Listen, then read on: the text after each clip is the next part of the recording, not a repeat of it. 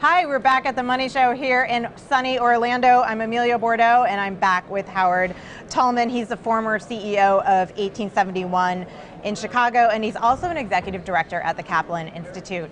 So, Howard, I wanted to ask you about the car industry, and it's just my question that why are so many tech companies like Google, why are they spending their time on self-driving cars as opposed to, you never hear about, like, say, General Motors or Ford doing that? So, well, first of all, now we are hearing. So now we're hearing every major manufacturer has either made an investment in or acquired some technology. So all of the major guys, Mary Barra was just with me in Detroit. She's the CEO of GM, and they're all making commitments. Now, what happened though, what's so interesting is if you look at the regulations and the laws in this country, the least regulated industry is technology.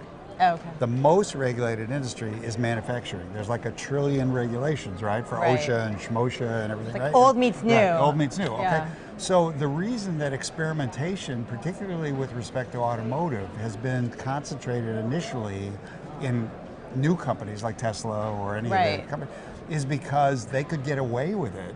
Whereas if you're a big grown-up GM company, you have a whole department of lawyers. And they're like, we can't do anything until we prove that this is so safe. So honestly, the whole priority of the way GM, Ford, and Lincoln were required to look at automotive safety and reliability and those things slowed them down by probably 5 or 10 years, really. Wow. Whereas the tech companies were like, I'm going to get it out there. And you know, the tech companies have hidden behind a statistic that's absolutely right, which is, this is sort of like nobody gets killed on airplanes, you know, given the number of miles. The truth is that it's pretty compelling that if we had self-driving cars that worked, we would save 40,000 lives a year, just right off the bat in terms of accidents and deaths and God knows how many injuries. So there's, you know, there's a real appetite for that, but it's going to take years because the big manufacturers have to be really careful.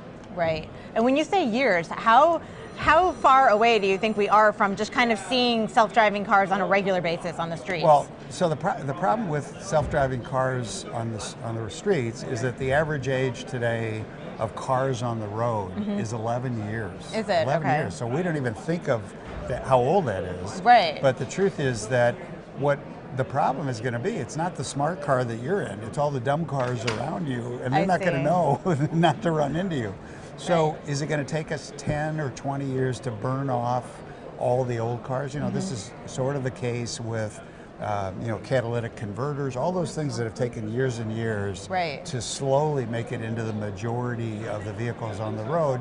That's going to happen with these vehicles as well. That's amazing. That's very interesting. And that's amazing that these technology companies, at least at the start, had the foresight to kind of start to work on this. Totally the forgiveness instead of permission. Right? Totally, I'm going to do it and let them call me, you know, a bad person, but I'm going to do it first, and then they can catch up with me. And honestly, that's the case in this country, that innovation is 5-10 years ahead of the regulations in just about every industry.